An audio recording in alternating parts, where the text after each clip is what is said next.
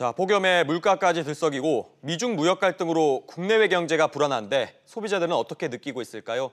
이 내용 이한승 기자와 좀 더 자세한 얘기 나눠보겠습니다. 자, 이 기자. 네. 앞서 리포트를 좀 봤는데 사실 소비자 심리 지수 너무 안 좋던데요. 어떤 거예요? 일단 그 소비자 심리 지수라는 게 소비자들이 이 경기 상황을 어떻게 보고 있느냐를 나타내는 지수인데요. 예. 100을 넘으면 낙관적인 소비자가 더 많은 거고 100에 미치지 못하면 이 비관적으로 보는 소비자가 더 많은 겁니다. 지금 보시는 것처럼 올해 소비자 심리 지수 추이를 좀 보시고 계신데 예. 5월에만 잠깐 반등을 했을 뿐 계속 꾸준히 하락세를 보이고 있는 추세거든요.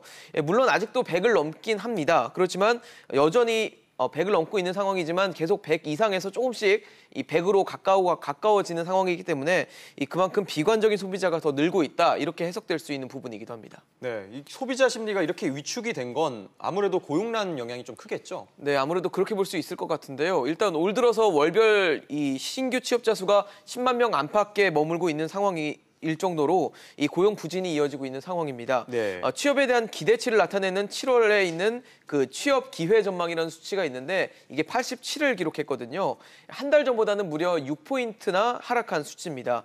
뭐 이런저런 숫자만 봐도 아무래도 우리 경제 걱정이다 이런 생각이 드실 것 같은데 여기에다가 미중 무역 갈등 때문에 불안한 상황에 거기다 국제유가는 상승하고 있고 또 유례없이 폭염으로 이 물가까지 오르니까 여전히 소비자들이 이 불안감을 이어갈 수밖에 없는 상황이 됐습니다. 이 기자가 말씀하신 것처럼 이제 앞서 얘기한 것처럼 이 무역 갈등처럼 대외적인 요인으로 우리 교육 조건도 좀 좋지 않을 수밖에 없을 것 같거든요. 네, 이 교육 조건을 볼 수 있는 지수들이 여러 가지가 있는데 그중에 좀 수출 한 단위로 살 수 있는 수입품 양을 나타내는 이 순상품 교역 조건 지수라는 게 있습니다. 네. 이 지수가 지난달 3년 7개월 만에 가장 낮아졌는데요. 이처럼 교육 조건이 안 좋아진 데는 이 유가 상승에 따른 수입 물가 상승의 영향이 컸습니다.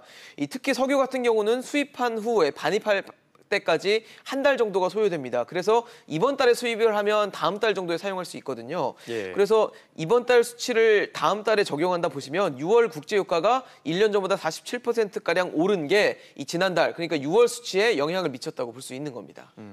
내수가 사실 워낙 안 좋아서 우리 경제 뭐 수출을 이제 버팀목 사실 역할을 해왔었잖아요. 네네. 수출 좀 어땠어요?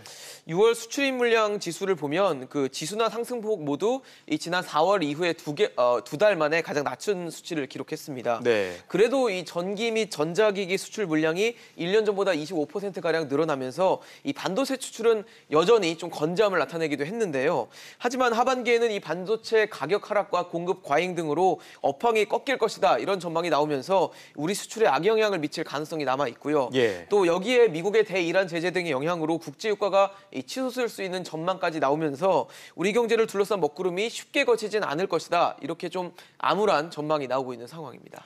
예, 그렇군요. 이 기자 이야기 잘 들었습니다. 네.